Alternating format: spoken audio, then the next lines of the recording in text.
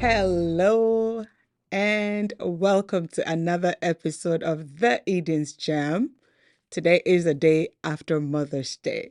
I don't know how your Mother's Day went, but I hope it went well. Happy Mother's Day to all celebrants of Mother's Day. Before we dig into today's episode, let's give a shout out to our production team. They bring us to where we are. I always say, Blessed Dream Production and Eyes Have Not Seen. They make sure that all is well. I just sit here and chit chat. I love to chit chat. Recently, I was sitting down, and when God told Moses to lead the people of Israel out of slavery and bondage from Egypt, and they got to the Red Sea, and they didn't know how they were going to cross, and the people were just making so much noise, complaining and murmuring like we all do. God, Moses went to God and said, God, what should I do? I'm just paraphrasing. And God said, use what's in your hand. And so every so often I sit down and I ask myself, Annette, what is in your hand? Especially when I come to my Red Sea moments. What's in your hand? And every time, believe it or not, that I ask that question, what I find is that my voice. What's in my hand is my voice. Now, why do I say that? Stories are told from things that I don't remember. But every single person, and I know every is absolute, but every single person that knows me from my childhood talks about how I loved to talk, number one, and how I love to ask questions. I was always asking questions to the point that there's a family joke, but I'm not going to share it here, as to how much I love to ask questions. And the other thing is, my mom said I talked at a very, very, very young age, abnormally young for me to talk. She was giving me a bath. She said when I uttered my first sentence, and she said she almost dropped me in the bath water. So that's the joke. And since then, I haven't stopped talking. So as you are listening to this, before we delve into today's episode, I want you to take that few seconds, maybe a few minutes, and ask yourself, just like Moses, what is in my hands? In other words, what comes naturally to me? What do I always carry with me? And for me, it's my voice. So I'm glad that I have Blessed Production and Eyes Have Not Seen, because what's in their hand is what translates with what's in my hand, my voice, to bring you these episodes. And I pray that this morning, this afternoon, this evening, as you are tuned in and listening to this episode, you are blessed. In celebration or in commemoration of Mother's Day, prior to coming into this month of motherhood, May, one day I was sitting down and this thought came to mind. Annette Day, what are some things that motherhood has taught you? And so today I want us to take a look at, personally for me, 5 things. And I like to do things in 3 or 5. And I got to 3 and I still had more, but I got to 5 and I stopped. I could sit down and actually maybe go to 10 or 20 things that motherhood has taught me. It's taught me a lot. But today I just want to have a conversation with you about 5 things and share with you 5 things that motherhood has taught me. Whether you be a mother or a man, I believe that these things will help us. Number 1, it takes a village, but do not be depressed if your village is not there yet. Rise up and do your best each day, and the villagers will come. There is a quote that we know that it takes a village to raise a child. That quote actually originates from where I'm from, Ghana. It's one of, I'm not really sure who he was, but his name was Agri. And Agri is one that is credited, and because of that, there's actually a high school that is named after him. High school is called Agri Memorial. When I was growing up, it was Agri Memorial Secondary School. Now I believe it's Agri Memorial Senior High School in Ghana, or Senior Secondary School, something like that. But he says it takes a village. And last episode, we talked about, when we asked motherhood, what is it anyway? I gave a story about Rispa. And I want this story to I want to use it to explain this. You see, oftentimes when it is whether a single parent or a new mother that doesn't have help, we get depressed. And I believe that with the hormonal thing that is happening in our body, from my area of expertise as a labor and delivery nurse and obstetric in general, with the hormones and the workload that comes with having a newborn, most women end up having some sort of depression. Some go to the point of very clinically depressed that they have to be admitted, and some, even a smaller percentage, end up with what they call postpartum psychosis, where they really lose their mind. And a lot of it is because we don't have a structure and a system in place, and we are expecting the village to be there. But sometimes the villagers don't show up and you're all by yourself. And so let's look at Rispa. We looked at Rispa, who had two children out of the seven that were hung. If Rispa had waited for Michal, what would have become of the boys' body or the men's body? And so Rispa, we have to learn from Rispa that yes, it took an entire community for the men to have a proper burial, but it started with one woman, one mother that took the initiative. Number two, each child is unique. So do not use a cookie cutter parenting approach. If you're not meeting me for the first time or you don't really know my background, I have four children. The oldest is a girl, she's 16. The second is a boy, 14. Third is a boy, 12. And then the last is a boy. And in a few days, he will be turning 10. Each of them, inasmuch as they came from the same DNA, because all four of them come from the same mother and the same father. But they are so unique in their approach that if I have to use one way to correct all of them or to encourage one of them, I would not be doing them a service. One of my children is very quiet, very reserved. He doesn't like to be spoken to or at in public. So, with this particular child, he does better when I or my husband pull him aside from the other children and have a discussion as to what it is that's happening in his world. When I talk about his world, in his mind, in his behavior, and other things. But I have two other boys that they really could care less whether 50,000 people are there if you talk to them. And so let's identify each child and deal with them or interact with them based on their personality and their wiring. The other thing that I've found when it comes to the uniqueness of children is that as parents, maybe from my home, I could use my home as an example. Both my husband and I are pastors. So then automatically we want all four children to be pastors, but that's not what God brought them here on earth to do. So each child is unique.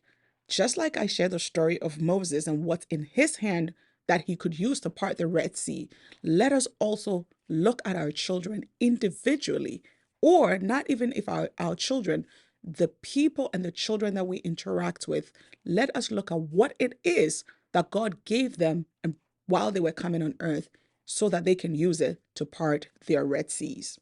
Number three, your children are gifts entrusted into your hands for a season, so make sure you train them up well so you can give a good account or a report of their life when you meet your maker.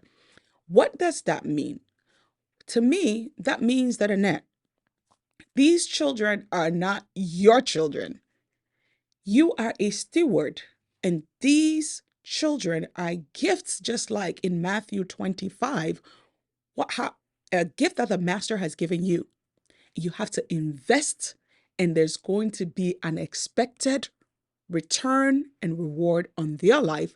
And someday you will stand before the maker and give an account. So whenever I look at my children, I'm not looking to guide and train them so that they fit for me.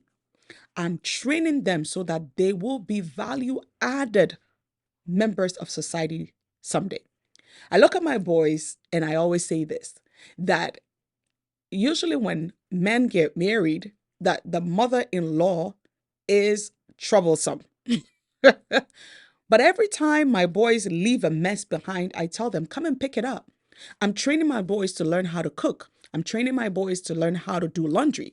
They take garbage out. They clean their own bathroom. And you know why I do that? I tell them, I don't want you to become a burden for somebody's daughter someday. So you see, I am not training them just for me and my benefits, but I'm training them knowing that someday they will be somebody's husband. Likewise with my daughter, I'm training her to be one that goes in a marriage to be a helpmeet and not one that sits down thinking the man should do everything for her, buy her the Brazilian, the new car, and spend on her.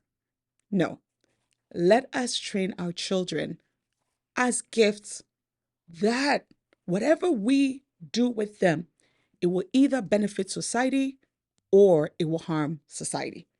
Number four, for a child, love is spelled time. Please be present to the best of your abilities while they are young and well into their adulthood as well. For me, I am in my what's the right word?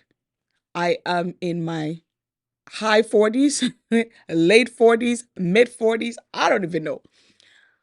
But I still have a sense of peace whenever I talk to my parents. I'm privileged to have both my parents still alive.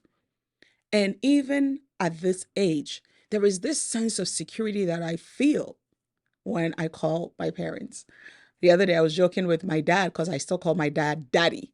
And I was like, it's only little girls that call their their dads daddy, right? Once you grow, it's usually dad or mom. But I still call my dad daddy. And it makes me feel like even at this age that I'm still daddy's little girl. And so we want to go out and do for them. We want to provide for them. But what good is it when we've made all the provision, but we haven't had time to teach them how to maintain that or how to socialize? What good is it when we buy them the gadgets and they're stuck in their room and then someday they grow up and they lack social skills because we did not spend time at the table? We did not teach them table manners. We did not teach them people manners. We did not teach them etiquette. What good is it? And I know that life goes on and life is busy. That's why I use the word to the best of our abilities. And to the best of our abilities mean we have to be intentional. These are things that motherhood is teaching me. Be intentional. Don't let your children become something that you schedule on your calendar. Time spent with them, it's not time that I put in my calendar. I should not treat my children as my work schedule or my clients. In our home, we have an open policy where it doesn't matter what we're doing. If one of the children need us, they don't have to feel like I can't go and approach mom right now, or I can't approach dad right now because they're with an adult or whatever. They know that if it's an emergency or if they need an attention, they can budge in and open the door and talk. Because of that, we don't even lock our doors in our home. My children can come up in the middle of the night. I know what you're thinking. My children can come in the middle of the night and budge in our room, which they do. Recently, I know this episode is going, but I needed to share this. Recently, I was going to my daughter's room. It wasn't locked, but it was closed. And I opened the door and she jumped. And I said, why are you? She's like, you scared me. I said, why do you think you live in this house alone? And she says, but at least this is my 16-year-old daughter. This was maybe just 2 weeks ago. Mom, at least you should have knocked. And I asked her, I said, Naraya, when was the last time you knocked coming to my room? And she stood there and she looked at me and she's like, yeah, you know what? You're right. In this house, nobody knocks. We just enter. And we laughed. See, it's as if like, oh yeah, in a perfect world, you should knock before. Yes, I would knock if I'm going to somebody's house. But that is the establishment that we have in our home, that you can come in anytime, any day, no matter what. You don't have to knock. You can just come in. We're ready for you. Number 5, discipline is not the same as abuse. One produces transformation, the other produces fear, resentment, and anger, and other negative emotions. Whenever I used to spank my children quite a bit, right? Because that's how I was raised. If something is not going right, spank them. Until one day I felt the Holy Spirit said, it's time to stop. It's time to discipline and not abuse. And that's what has stuck with me. You see, whenever I'm disciplining my children, I have to ask myself this question: what emotion are you feeling right now at the point of correcting this behavior? Because whatever emotion that I'm feeling as a mother, especially whose their umbilical cord was attached to, even though that umbilical cord was cut on the day of delivery, spiritually and emotionally, my children are still connected to me. 2 days ago, the boys were playing, and they have a tendency when they're playing, nothing is wrong there, and one tackles the other. All of them, all three boys from 14 to 10, they would say, Mommy, Mommy. So my husband was standing in the kitchen, and the middle one, he is very notorious for that. But that day, it was the little one. And the older one was tackling him on the floor. They're playing basketball. And he kept screaming. I'm upstairs, okay? My husband is right next to them. They're playing around the kitchen. I am nowhere to be seen. Their father is standing right there. And he starts screaming, Mommy, Mommy, help, help. So my husband looks at me and he says, no matter what is happening and they start calling for help, they always say, Mommy, Mommy. Because emotionally, the umbilical cord is still connected. So if I'm feeling angry and resentful when I try to correct a behavior, that's exactly what I'm going to project on them. So normally, when I need to correct a behavior so it doesn't become abuse, I need to step away, calm myself down so that we can address the behavior, why the behavior is inappropriate. And that is discipline. And discipline ends up in positive transformation. Let me know what your thoughts are. In the comments, please put down what are some things that motherhood has taught you, whether you are a biological mother or you want to relate in what motherhood taught you from being around your own mother or other mothers that you've seen. Hopefully, they're positive things and not negative things. And if they're negative things, we can learn from the negative and turn it to be a positive. God bless you. I know this has been the longest episode in a while, but I needed to take my time to do that. God bless you. I'll see you in the next episode.